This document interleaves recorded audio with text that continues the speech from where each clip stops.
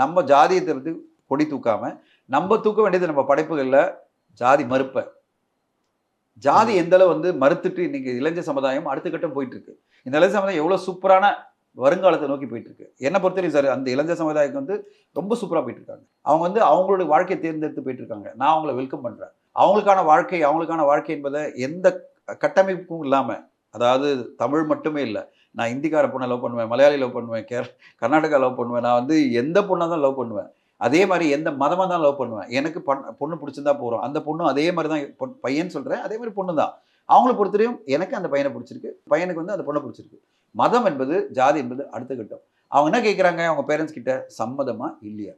சம்மதம் இல்லைன்னா நான் கல்யாணம் பண்ணிக்கிறேன், எங்களை விட்டுருங்க. நாங்கள் போய் எங்கள் வாழ்க்கையை வாழ்ந்துக்கிறோம். எங்களை படிக்க வச்சிங்களா நன்றி, உங்களை வந்து ஃபோட்டோ வச்சு நாங்கள் கொண்டாடுறோம். இதோட எங்களை விட்டுருங்கன்றாங்களே, விட்டுருங்களேன்ப்பா. அவங்கள செலிப்ரேட் பண்ணுங்க. அவங்கள பற்றியான கதைகள் பண்ணுங்க. அவங்கள செலிப்ரேட் பண்ணி அவங்கள வாழ்த்தி அவங்கள அடுத்த கட்டம் போகிறதுக்கு நீங்கள்லாம் சப்போர்ட்டாக இருங்கன்னு தான் எல்லாருமே நான் கேட்டுக்கிறேன்.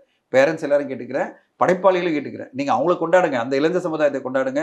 எப்போ பார்த்தாலும் அதே ஜாதியை வச்சுக்கிட்டு அதே ஜாதியை சொல்லிக்கிட்டு எதுவோ எந்த ஊர்லேயோ நடந்தது, ஏன் நீங்கள் பாஸ்ட்டை திருப்பி திருப்பி கிளறீங்கன்னு நான் கேட்குறேன். 80கள் நடந்தது, 90கள் நடந்தது, இது ஏன் கிளறிட்டே இருக்கீங்க? அப்போ என் மனதில் திருப்பி திருப்பி நீங்கள் ஊன் பண்ணிகிட்டே இருக்கீங்க. இந்த சமுதாயம் இப்படி தான் இருக்குது, என்னை ஏன்ப்பா திருப்பி திருப்பி மனசு கஷ்டப்படுத்துகிற? இதுதான் என்னோட பாயிண்ட்.